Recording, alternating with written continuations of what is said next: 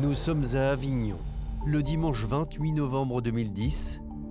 C'est ici vers midi, tout près du grand parking des Italiens, qu'une passante fait une terrible découverte. Une jeune femme passe à proximité du transformateur et son attention est comme ça attirée par du sang qui se trouve sur ces grosses pierres à proximité. Elle fait quelques pas en avant et découvre un cadavre qui était là, gisant à même le sol.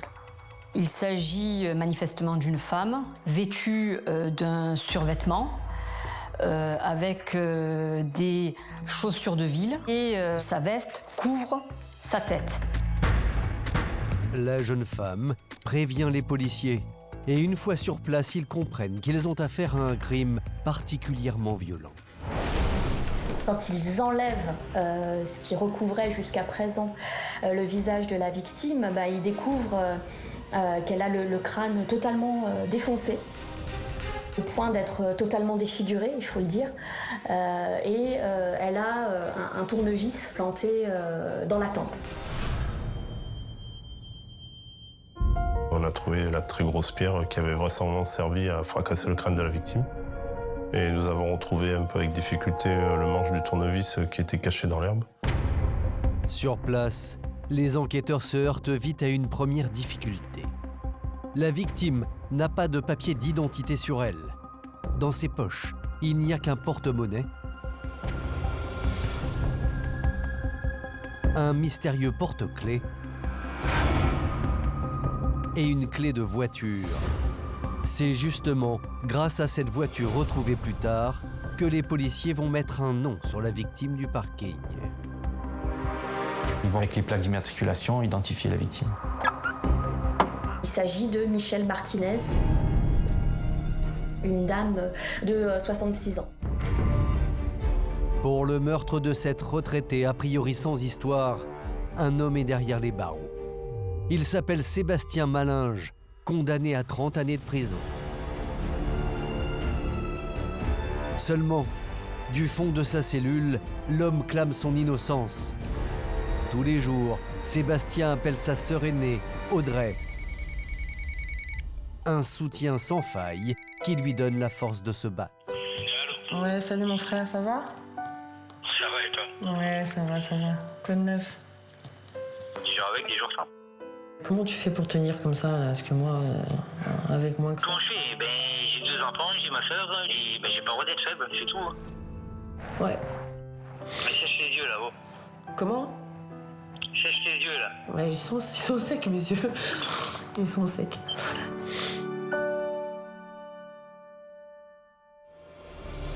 Cet homme qui crie à l'injustice, nous l'avons rencontré et c'est exceptionnel.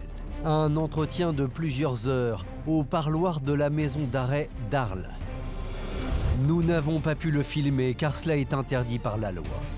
Mais pour enquête criminelle, il a accepté de raconter pourquoi, selon lui, il serait innocent. Ils me disent, cette femme elle est morte. Et ils m'ont dit le nom. J'ai dit, je connais même pas moi. Le plus dur en prison, c'est quand on te dit, c'est toi, ça ne peut être que toi. Pendant des mois, nous avons repris le dossier, retrouvé des éléments édifiants, recoupé les informations et recueilli de nouveaux témoignages. Une contre-enquête qui pourrait peut-être remettre en question l'issue de cette affaire. Il n'y a pas de mobile, il n'y a rien. Ça colle pas avec le crime qu'on lui impute. Ce serait pas la première erreur judiciaire qu'il y aurait. Si c'est lui qui a commis ce crime, je pense qu'il n'était pas tout seul. Et c'est une bombe. C'est une bombe qui est lâchée. La vie de Sébastien Malinge bascule le 23 décembre 2010. À l'approche de Noël, ce papa poule est venu rendre visite à ses 2 enfants qui vivent chez son ex-compagne. Sa meilleure amie, Karine, se souvient. Il était tout content, il avait réussi à trouver ce que ses enfants voulaient, tout ça. Il avait hâte d'amener ses cadeaux à ses enfants. Sébastien, ses enfants, c'était sa fierté. C'est vrai que c'était vraiment... dès qu'il pouvait, il en parlait. Et puis à ce moment-là, il s'est fait arrêter en emmenant les cadeaux, quoi. Un jour heureux qui va virer au cauchemar, car au pied de l'immeuble de son ex-compagne, Sébastien Malinge est arrêté sans ménagement. 10 ans ont passé, mais cette arrestation est restée gravée dans sa mémoire. Ils sont venus vers moi, j'ai vu le gyrophare. Quand j'ai voulu sortir de ma voiture, ils se sont jetés sur moi. Ils m'ont mis par terre. Ils m'ont dit « tu bouges pas ». Ils ne m'ont pas dit tout de suite pourquoi ils m'arrêtaient. Moi je me suis dit « c'est parce que je roule sans permis ».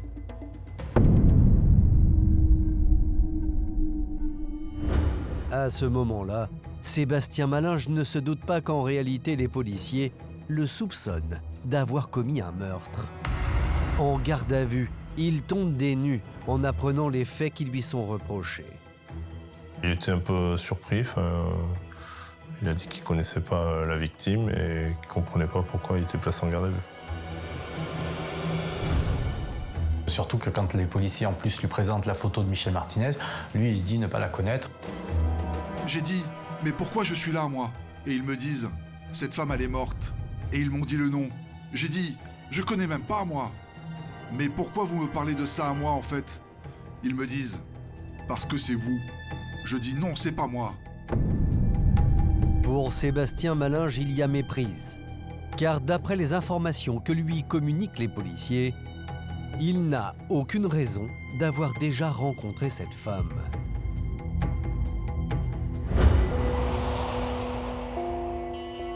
D'abord, Michel Martinez vient d'emménager à Avignon à peine 1 mois plus tôt, alors que lui y est installé depuis des années.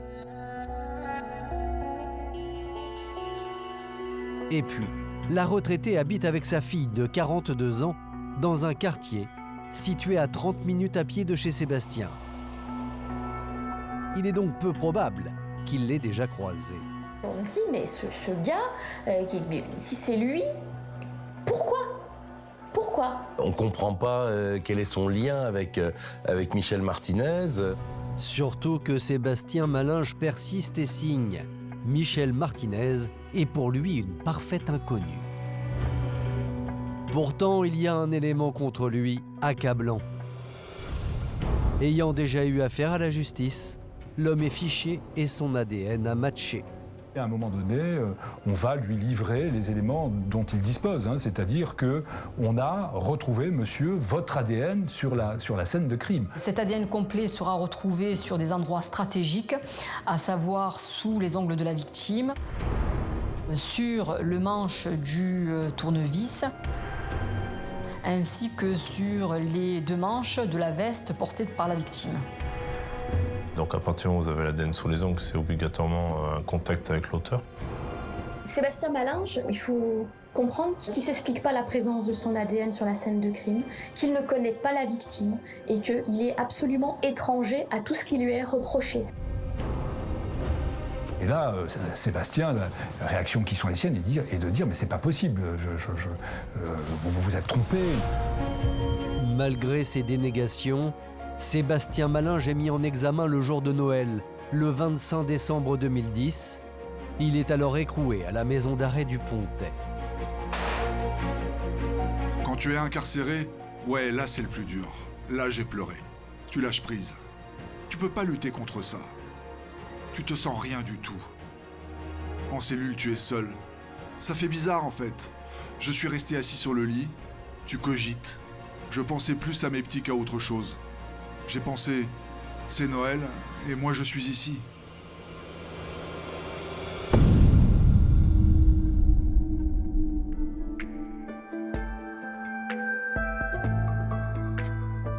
Pour l'entourage de Sébastien, c'est un coup de massue. Natacha, Karine et Wilfried ont rencontré Sébastien Malinge en 2005 lorsqu'il est devenu leur voisin. Et ils sont formels, l'homme qu'ils connaissent n'a pas le profil d'un meurtrier. C'était une joie de vivre, un sourire, une tchatche, un homme qui avait énormément d'empathie envers les autres. C'est un peu grâce à lui qu'on s'est tous rencontrés. On était une équipe d'une dizaine de personnes environ. Et c'est lui qui a déclenché un peu les barbecues le soir, le week-end, et il nous a tous réunis comme ça. C'était le clown de service. Alors, je me rappelle surtout d'un barbecue où il avait lancé le thème sac poubelle. C'est une bonne rigolade. Et tous de décrire un ami serviable et généreux. Le jour où je suis tombée en panne de voiture, lui, n'ayant pas le permis, pas de voiture, il a fait 5 km à pied pour venir me dépanner. On avait le moindre problème, on l'appelait, il arrivait dès que possible. À un moment donné, il avait même les doubles de mes clés, donc du coup, c'était vraiment quelqu'un en qui j'avais une confiance aveugle. Il m'a gardé mes enfants à la maison. Dès lors, comment imaginer que le voisin idéal ait pu basculer dans une telle folie meurtrière?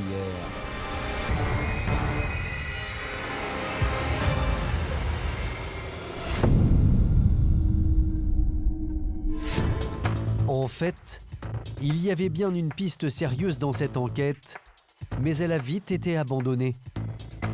Cette piste, la voici. Les policiers pensent immédiatement au crime d'un déséquilibré.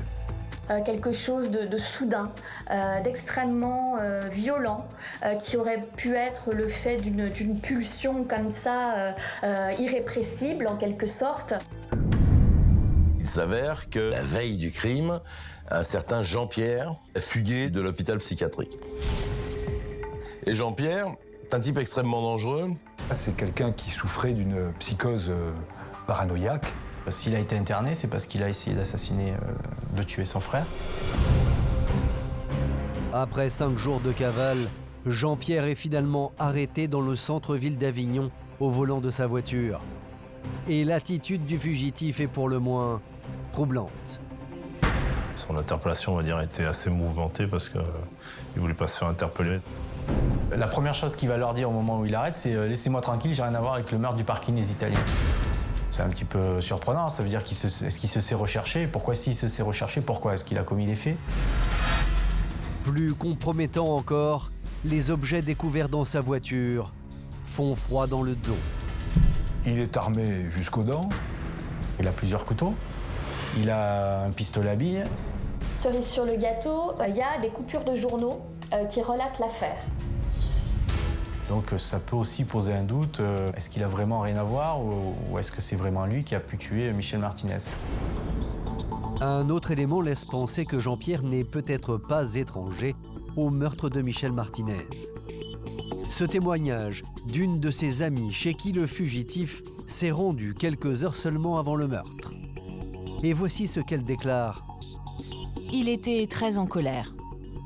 En tout cas, il n'était pas dans son état habituel. 10 ans plus tard, nous avons retrouvé cette femme. Ses souvenirs sont intacts et selon elle, Jean-Pierre, aujourd'hui décédé, était un homme dangereux. Ouais, mais c'est quelqu'un qui ne met pas qu'on lui tienne la tête. Je suis énervé pour pas grand-chose des fois. Vous l'imagineriez pouvoir tuer quelqu'un? Vous savez, ce sont des gens ça, qui... les gens lunatiques, comme ça, on ne sait pas ce qu'ils sont capables de faire des fois. Il fallait purger la piste du fou, c'est-à-dire la piste de Jean-Pierre. Il fallait aller jusqu'au bout, il fallait faire la perquisition à l'hôpital psychiatrique, essayer de retrouver des témoins qui ont pu le voir, je ne sais où, etc.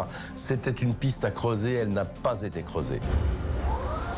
Et si les policiers n'ont pas creusé plus la piste de Jean-Pierre, c'est qu'au même moment, les analyses ADN réalisées sous les ongles de la victime, sur sa veste et sur le manche du tournevis, ont permis d'isoler un ADN, celui de Sébastien Malinge, désigné à partir de là comme le parfait coupable.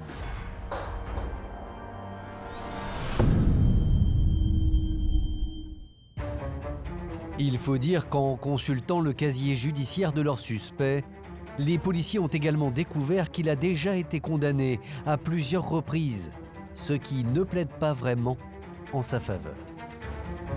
On s'est aperçu qu'il était connu déjà pour exhibition sexuelle. Deuxième affaire, c'était une agression sexuelle. Il s'est montré insistant à l'occasion d'une jeune fille qui circulait sur une bicyclette. Il lui a couru après, il l'a rattrapé, il lui a mis la main aux fesses, ce qui est considéré comme une agression sexuelle. Après l'exhibition, on est sur une phase crescendo où, après l'exhibition, on touche la victime. Donc à partir de là, les policiers sont persuadés que l'affaire est pliée, qu'ils tiennent le coupable. Et ce n'est pas tout. Depuis qu'il est séparé de sa compagne, Sébastien Malinge est dans une situation personnelle délicate. Il n'a plus d'emploi stable, ni de domicile fixe.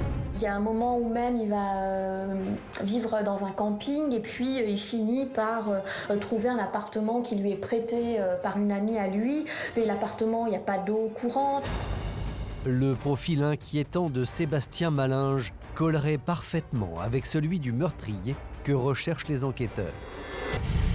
Alors, le jour du meurtre de Michel Martinez, Sébastien Malinge se serait-il exhibé devant elle et l'aurait-il agressée ensuite? Ils pensent à ça, les enquêteurs, à ce moment-là, vu le profil et les antécédents de Sébastien Malinge. Pour le meurtre de Michel Martinez, Sébastien Malinge risque 30 années de réclusion criminelle. Et pourtant, un rebondissement inattendu va venir ébranler toute l'affaire.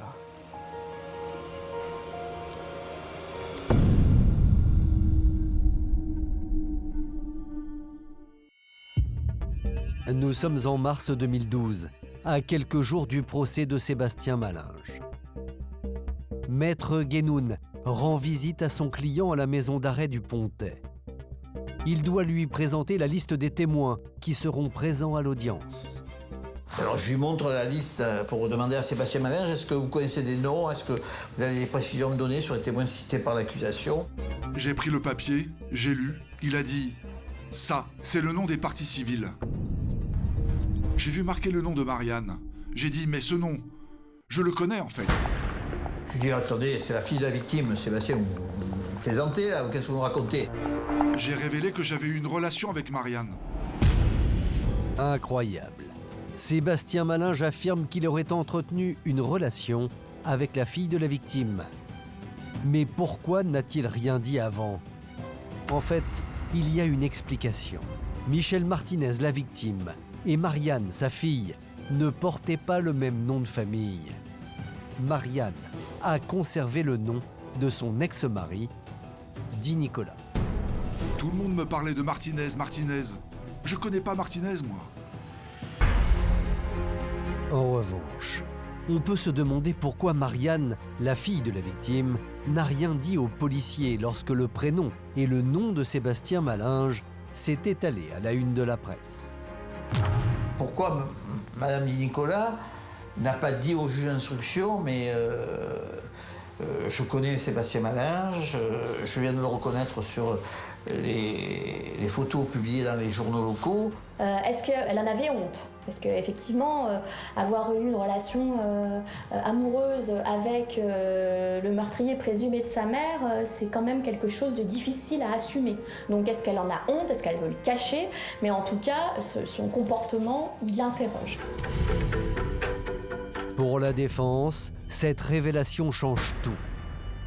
Cela pourrait bien expliquer pourquoi l'ADN du suspect a été retrouvé sur les vêtements de la victime. Au moment du drame, Michel Martinez venait tout juste de poser ses valises chez sa fille Marianne. Lorsque Sébastien Malinge était l'amant de Marianne, ils ont eu à de nombreuses reprises des relations sexuelles sur le canapé.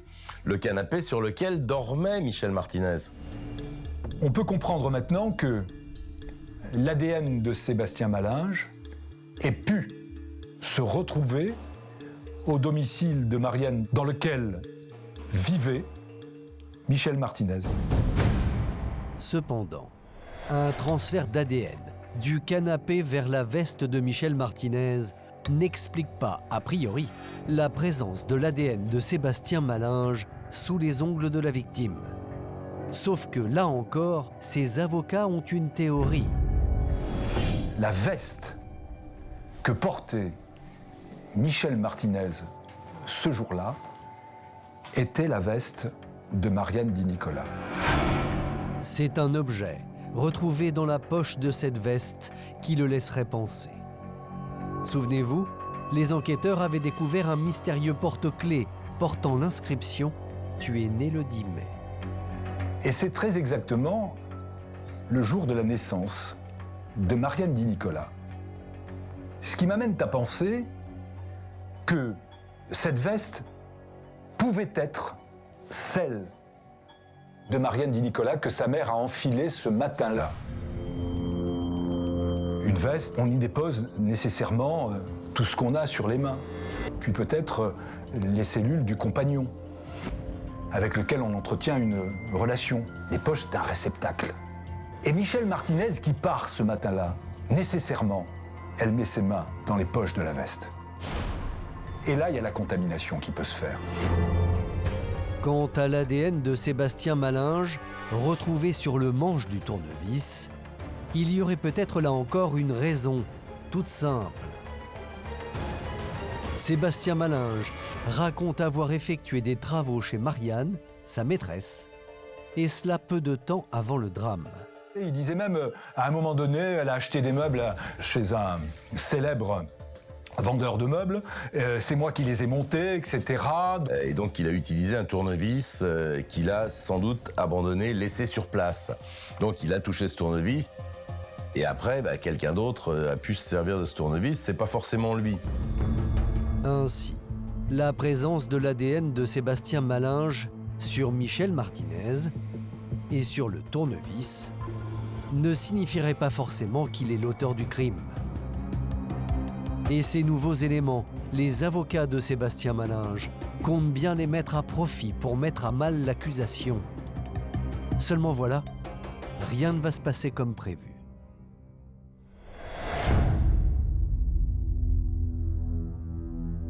Le 18 mars 2012, au palais de justice d'Avignon, alors que s'ouvre le procès de Sébastien Malinge, Maître Guénoun s'empresse de révéler à la cour qu'il y a encore à peine un mois, son client et la fille de la victime étaient en fait amants. À cette annonce-là, on s'est dit enfin, il y a quelque chose qui fait que le procès va tourner différemment et qu'il y aura une réouverture d'enquête. Et c'est une bombe. C'est une bombe qui est lâchée. Là, d'un coup, Sébastien Malinge est connecté à Michel Martinez. Indirectement, certes, mais la connexion, elle est réelle, elle est factuelle. Et là, le doute, il est énorme. Alors, lorsqu'elle se présente à la barre, Marianne, la fille de la victime, est donc sommée de s'expliquer. Et finalement, Marianne va reconnaître, effectivement, avoir entretenu une relation sentimentale avec Sébastien Malinge. Marianne dira que la relation a duré quelques mois, qu'il est venu au grand maximum 3 fois chez elle. Marianne Di Nicola minimise l'importance de sa relation avec l'accusé.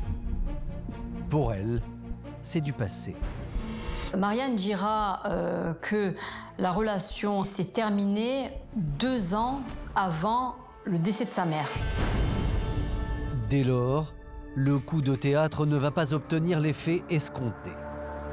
Douchant les espoirs de la défense, la présidente de la Cour refuse de suspendre l'audience afin de procéder à de nouvelles investigations. J'ai assisté à plus de 1000 procès de cour d'assises. J'ai vu des procès renvoyés pour beaucoup moins que ça. Là, c'est énorme, ça. Le procès continue donc comme si de rien n'était. Et à l'issue de 3 jours de débat, le verdict tombe. Sébastien Malinge est condamné à 30 années de réclusion criminelle. On m'a dit, vous prenez 30 ans de prison. Tu réalises pas? T'es choqué? On te dit ça, tu l'entends? L'avocat dit, on va faire appel, ça va aller. Mais en fait, non, ça va pas. Je me suis mis à pleurer. Moi, c'est un coup de massue. On s'est dit, c'est la fin, c'est fini.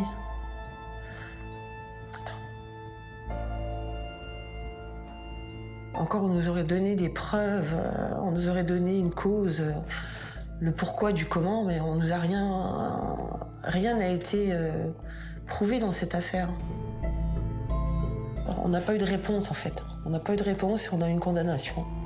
Sébastien Malinge fait immédiatement appel de cette décision. Ses avocats exigent un complément d'enquête. Ils comptent bien prouver qu'à la barre, Marianne n'a pas dit toute la vérité.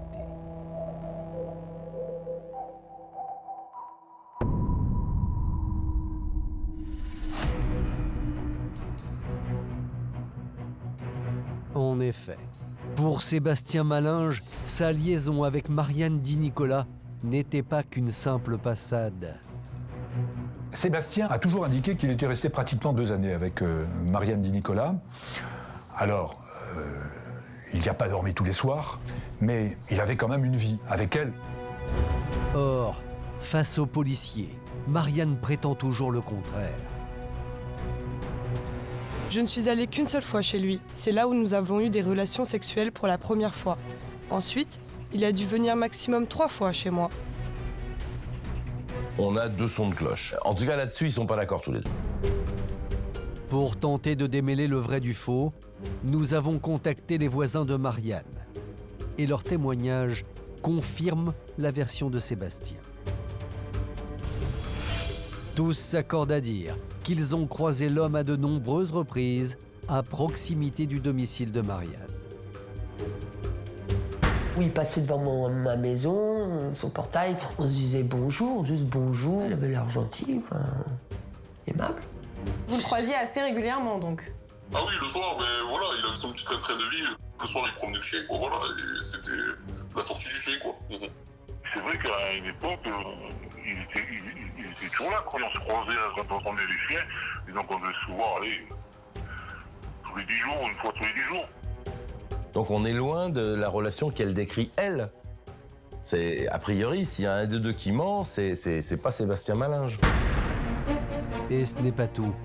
Sébastien soutient que quelques semaines seulement avant le meurtre de Michel Martinez, il fréquentait encore sa fille.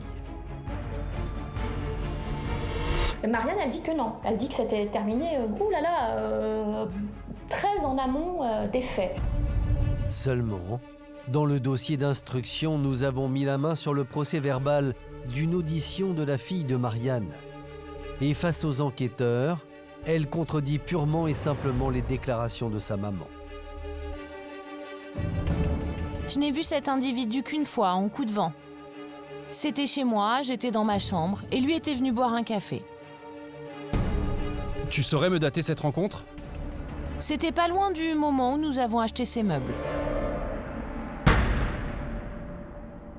Cet épisode dont parle la jeune fille correspond à la période où Sébastien Malinge est venu aider Marianne à monter des meubles. Souvenez-vous, une visite qui pourrait expliquer la présence de l'ADN de Sébastien sur le tournevis.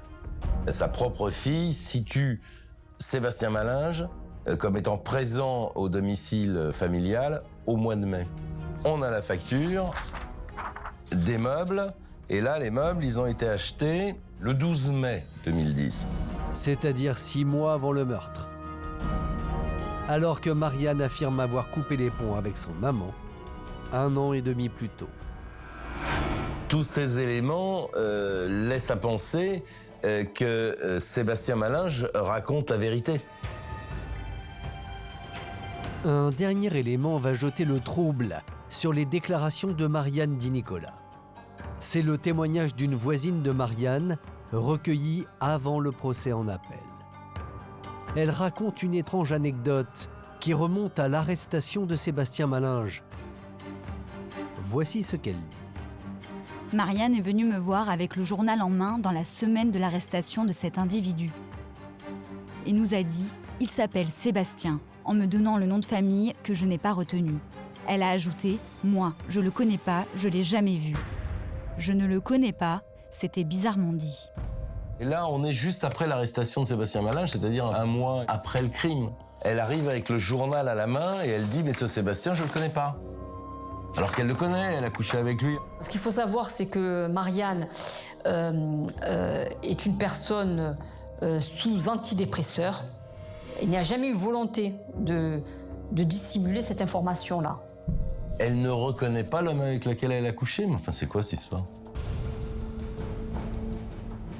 Pour Audrey, la sœur de Sébastien Malinge, les déclarations incohérentes de Marianne Di Nicola sont incompréhensibles. Elle dit rien, après elle ment sur la durée de la relation. Je comprends pas, moi. Moi, si ça arrive à ma mère, je voudrais tout savoir, je voudrais apporter tout ce que je pourrais apporter et dire écoutez, oui, ce monsieur, je le connaissais. Donc pourquoi on n'a pas posé plus de questions à Marianne Di Nicola pourquoi la police n'a pas été chez Marianne Di Nicola où vivait sa maman? Pourquoi ça n'a pas été fait pour prouver qu'il y aurait pu avoir un transfert? Est-ce qu'on peut contaminer quelqu'un en laissant ces particules dans le domicile de Marianne Di Nicola? C'est ça qu'on voulait savoir. Et ça, on l'a pas eu. Pour les avocats de Sébastien Malinge, c'est une nouvelle déconvenue, car dans ces conditions, impossible de confirmer que c'est chez Marianne Di Nicola que l'ADN de leur client se serait déposé sur la veste de la victime. Alors, lorsqu'en décembre 2014 s'ouvre à Nîmes le procès en appel de Sébastien Malinge, rien n'a vraiment changé et la défense craint le pire. Évidemment, on était avec le même dossier, les mêmes expertises, les mêmes témoins, et ce supplément d'enquête qui était réduit à peau de chagrin, quoi. Seul espoir pour les proches de Sébastien Malinge, que Marianne Di Nicola revienne sur ses déclarations. Hélas, déjà très éprouvée par le décès de sa mère, depuis le drame, la fille de la victime a contracté une maladie neurologique qui affecte entre autres sa mémoire. Et là, je vois une dame complètement avachie, une dame qui n'arrive pas à s'exprimer. Ça brise tout espoir parce qu'on se dit elle a du mal à parler, donc elle va rien nous dire de plus. On n'entend pas ce qu'elle dit. L'issue du procès en appel est donc sans surprise. Sébastien Malinge est à nouveau condamné à 30 ans de réclusion criminelle. J'ai rarement vu quelqu'un condamné à une lourde peine de prison avec aussi peu d'éléments. Aux assises, j'ai jamais vu quelqu'un condamné uniquement sur ADN. Ça ne suffit pas. Sébastien Malinge a été jusqu'à se pourvoir en cassation, sans succès. Aux yeux de la justice, il est le meurtrier de Michel Martinez. Et cela, ses proches refusent de l'admettre. Je ne retrouve pas du tout mon frère dans ce crime. Mon frère, c'est plutôt celui qui va rendre service, qui va pouvoir défendre la veuve et l'orphelin. Après, violent, non, je l'ai jamais vu piquer une colère plus grosse que ça, quoi. C'est vraiment quelqu'un que je connais qui ne ferait pas de mal à une mouche. On est loin du monstre barbare qu'on essaye de nous présenter devant la cour d'assises. Alors, Sébastien Malinge pourrait-il avoir été condamné à tort?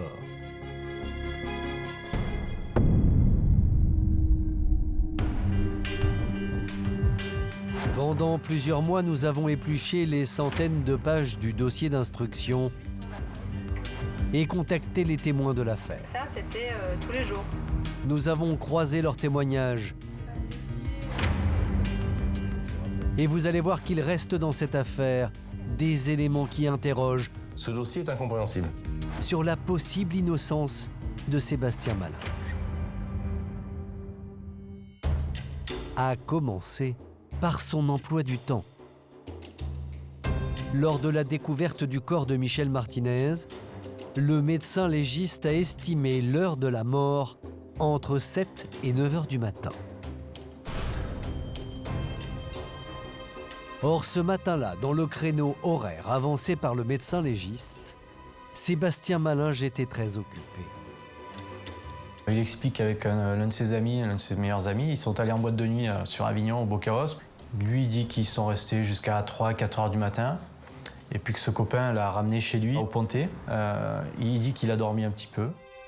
Et aux alentours de 8h du matin, il reçoit un appel téléphonique de ce même ami, Christophe, qui lui demande de lui rendre un service, de venir avec lui pour l'amener à la gare TGV parce qu'il avait réservé un véhicule de location. Nous avons retrouvé le relevé téléphonique de Sébastien Malinge, le jour du drame. Et on y lit clairement qu'il reçoit l'appel de son ami Christophe à 8h03. C'est vérifié, cet appel a existé et on a fait de la géolocalisation, c'est-à-dire de savoir où se trouve le propriétaire du portable au moment où il sonne. Et là, il est bien chez lui, au Pontet, à 8h du matin. 8h44, on les retrouve à la gare TGV, donc effectivement, le véhicule avait été réservé, donc il a été récupéré par Christophe. Alors, on a retrouvé le dossier le contrat de location qui sert d'alibi à Sébastien, et on a l'heure précise de la location, c'est 8h44. Donc c'est la preuve que Sébastien n'a pas menti sur cette partie de son emploi du temps en tout cas. Après ce passage chez le loueur, les deux amis ont repris la route direction le Pontet. Christophe au volant du véhicule de location, Sébastien suivant derrière dans la vieille voiture de son ami. Lorsque soudain, vers 8h50, il est contraint de s'arrêter à cause d'une panne. Tout ça est confirmé par les enregistrements de vidéosurveillance puisqu'il a été filmé à ce moment-là. On voit la scène, on voit ce véhicule qui fume, on voit ces deux hommes qui sont en train d'essayer de le réparer. Clairement, Sébastien Malinge a un alibi entre 8 et 9 qui est indémolissable. Dans ce cas, Sébastien aurait-il pu commettre le crime avant 8h du matin? Vous allez voir que cela est peu probable. En effet, lors du procès en appel, le médecin légiste a finalement estimé l'heure de la mort au plus tôt à 7h30.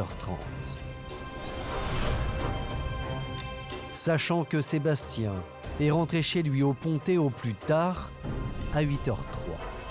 Il n'aurait eu donc qu'une demi-heure pour tuer la retraitée sur le parking des Italiens et parcourir les 2 kilomètres jusqu'à son domicile. On sait que Sébastien Malinge n'a pas de véhicule. Il se déplace à pied en permanence et que entre là où il réside, au Pontet, et là où le meurtre a été commis, il faut environ entre 25 et 29 minutes à pied. Donc tout ça est extrêmement serré. C'est jamais impossible, évidemment. Mais ça paraît quand même peu probable. C'est compliqué. Dans ce dossier, il n'y a pas que l'alibi de Sébastien Malinge qui cloche. Si l'homme avait commis le crime, il aurait été couvert de sang. Or, à 8h44, ce n'était plus le cas. Lorsqu'il va arriver auprès de Christophe Moulin, qui l'attend pour aller ensemble à la gare TGV, il est habillé tout à fait normalement, Sébastien Malinge. D'ailleurs, lorsque les enquêteurs perquisitionnent chez Sébastien Malinge, ils ne trouvent ni tache de sang, ni trace ADN appartenant à la victime. C'est d'autant plus curieux que dans cet appartement, l'eau était coupée. Il faut qu'il trouve un endroit pour se laver, se changer. Il aurait fallu qu'il soit un champion de course à pied pour pouvoir se changer ou se laver ailleurs. Donc tout ça fait que ça colle pas. Ça colle pas avec le crime qu'on lui impute. Et si finalement Sébastien Malinge n'était pas le meurtrier de Michel Martinez? Et surtout, qui d'autre aurait pu s'en prendre à la retraitée?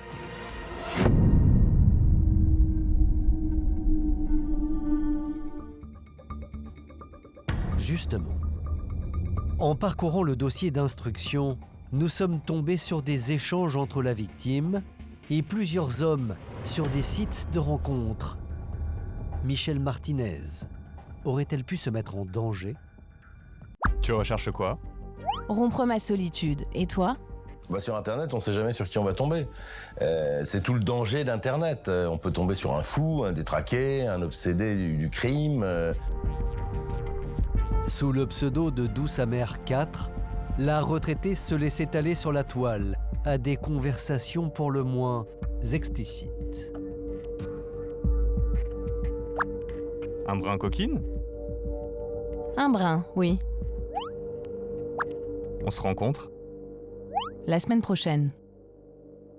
Et il se trouve qu'il y a un homme avec qui elle échangeait régulièrement et avec qui elle a échangé la veille des faits. 5 jours avant sa mort, Michel avait eu une relation avec cet homme. Et à en croire leur conversation, les deux amants devaient se revoir. Cet homme, nous l'avons retrouvé. Nous l'appellerons Pierre, car il a souhaité garder l'anonymat. Je l'ai rencontré à travers le site, ça s'est bien passé lors de nos discussions, c'est pour ça qu'on a voulu aller plus loin, voilà. Elle m'avait donné rendez-vous, après on s'est vu 2 fois. Et c'est justement le lieu où Michel a donné rendez-vous à son amant d'un soir qui interpelle. Ils avaient eu ces rapports sur un parking dans une voiture.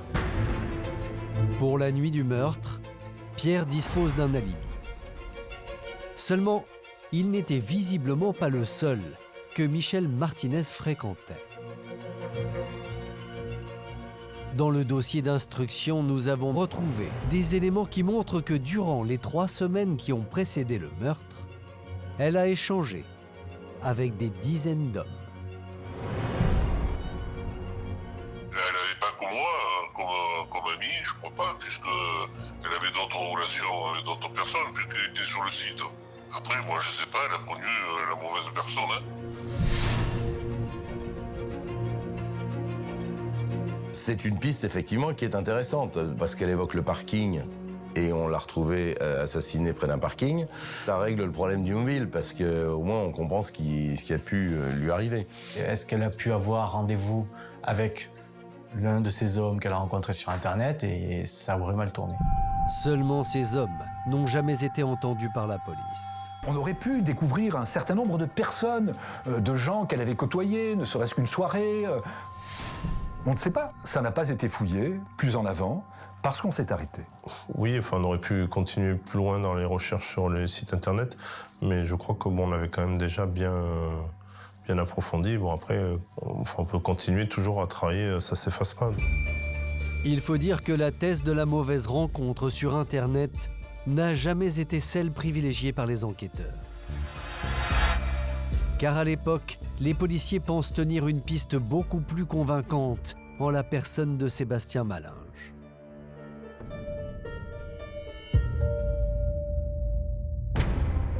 Pourtant, au cours de cette contre-enquête, une question est revenue plusieurs fois. Marianne Di Nicola, la fille de Michel Martinez, a-t-elle vraiment tout dit dans cette terrible affaire? C'est vrai que Marianne, c'est un des personnages qui mérite de l'attention. Moi, je comprends pas ça, qu'on n'ait pas plus posé de questions que ça à Marianne Di Nicola sur cette affaire. Surtout que depuis le départ, les policiers se fient aux déclarations de Marianne Di Nicola pour comprendre ce qui a poussé sa mère à sortir si tôt ce dimanche matin. Marianne avait déclaré que Michel Martinez était parti chercher des cigarettes. Mais fallait-il la croire? Madame Martinez était une grosse fumeuse de cigarettes et elle avait demandé à sa fille où était le tabac le plus proche. Je lui explique par où passer, donc longer la voie ferrée, et puis ensuite traverser le parking des Italiens, et puis après il y a 2 boulevards à traverser, et vous êtes au bar Saint-Lazare. L'endroit où le corps de Michel a été découvert se trouve effectivement sur le chemin du bureau de tabac. Et on a compris du coup le cheminement de la victime qui a quitté le domicile en s'habillant avec son survêtement rapidement, avec son porte-monnaie, et c'est pour ça qu'elle n'avait rien pris sur elle, même pas son téléphone, pour aller directement au tabac. Le seul problème, c'est que tout le monde sait dans le quartier, et Madame Di Nicola le sait aussi, c'est que ce bar-tabac est fermé tous les dimanches. Étrange que Marianne, elle-même très grosse fumeuse, ait oublié cette information. Alors les proches de Sébastien Malinge en sont convaincus, quelque chose cloche dans les déclarations de la fille de la victime. Pourquoi est-ce que Marianne dirige sa maman vers un tabac fermé le dimanche matin? Ça, c'était illogique. Quand on est fumeuse, donc on connaît les tabacs ouverts ou fermés à proximité le dimanche matin. Et ce n'est pas tout. Souvenez-vous, Michel, la victime, est découverte sans sac à main, sans papier d'identité, sans portable et sans clé de domicile. Plein de choses sont bizarres. Elle prend pas ses affaires, oui, elle prend juste de l'argent, un manteau, elle prend ses clés de voiture, mais elle part à pied. Pourquoi avoir des clés de voiture si elle part à pied? Pourquoi partir si tôt le matin? Et je me dis, si sa fille fume aussi, est-ce qu'elle a tenu toute la matinée sans cigarette? C'est bizarre, cette histoire de cigarette. Et si ce matin-là, Michel Martinez n'était pas allé chercher des cigarettes? Et si la retraitée était morte ailleurs? Dès le départ, les policiers se sont cantonnés à une seule hypothèse. Michel Martinez a été tué à l'endroit où on l'a trouvé. Les armes du crime, c'est les 2 pierres qui sont à 2 mètres ou 3 mètres du corps. Mais ils n'ont pas imaginé un autre scénario. Parce qu'il y avait quand même ce tournevis planté dans la tempe. Rien ne nous dit qu'il a été planté à cet endroit-là. Une hypothèse également avancée par l'avocat de Sébastien Malinge. Le meurtre a eu lieu ailleurs. Et que le coup de tournevis mortel a été porté ailleurs. On l'emmène ensuite sur ce parking, enfin en tout cas derrière ce transformateur, et on l'achève, ou en tout cas on la maquille avec un coup de pierre. Cette pierre qui écrase le visage de Madame Martinez, c'est un acte censé déguiser un meurtre en meurtre de rôdeur. Les soutiens de Sébastien en sont persuadés. Les policiers, dès le départ, n'ont pas assez questionné Marianne Di Nicola. Force est de constater qu'aucune perquisition n'a été faite à son domicile, pas plus qu'on a essayé de fouiller un peu dans sa vie pour voir s'il y avait un problème avec sa mère. C'est dommage parce que si tout est limpide dans l'existence et dans le lien qui unissait la mère et la fille, on ferme la porte et on passe à autre chose.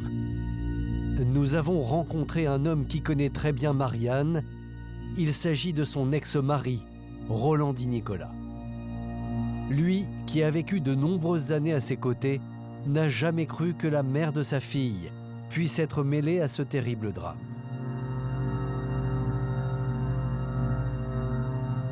Vous comprenez le doute qu'il y a pu y avoir de la part des observateurs oui, je peux comprendre. Sur votre ex-femme? Je peux comprendre. Mais il faut aussi comprendre aussi. Les ADN, les experts qui ont parlé. Vous voyez ce que je veux dire? Je comprends, moi. Mais il faut comprendre aussi, nous. J'y étais, moi, au tribunal 2 fois. Moi, je la crois, ce qu'elle a dit, c'est vrai, c'est tout. Surtout, elle, je vois pas, ça va loin, quand même, je veux dire. Ça va très loin. Et quand vous voyez tout ça, ce qui s'est passé, de revenir sur qu'elle ne méritait pas ça. C'est pas une tueuse, quand même.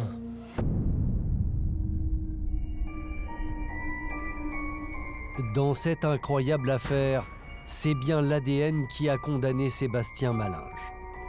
La reine des preuves pour laquelle les enquêteurs ont abandonné toutes les autres pistes. Comme celle de Jean-Pierre. 10 ans plus tard, son alibi reste toujours un mystère. Que faisait-il le jour où Michel Martinez est morte? Personne ne le sait vraiment. Il y a aussi la mauvaise rencontre sur Internet. Des dizaines d'hommes fréquentaient la victime au moment du drame. Cette piste n'a pourtant jamais été creusée. Et c'est ainsi que depuis 10 ans, Sébastien Malinge purge sa peine derrière les murs de la prison d'Arles. Il est aujourd'hui définitivement condamné, mais il peut espérer une libération conditionnelle à partir de 2022. On attend je dirais pas un miracle, mais on attend que quelque chose se passe, quoi. On sait que c'est pas lui, et voilà, on est là pour lui, on l'aime, on le soutient.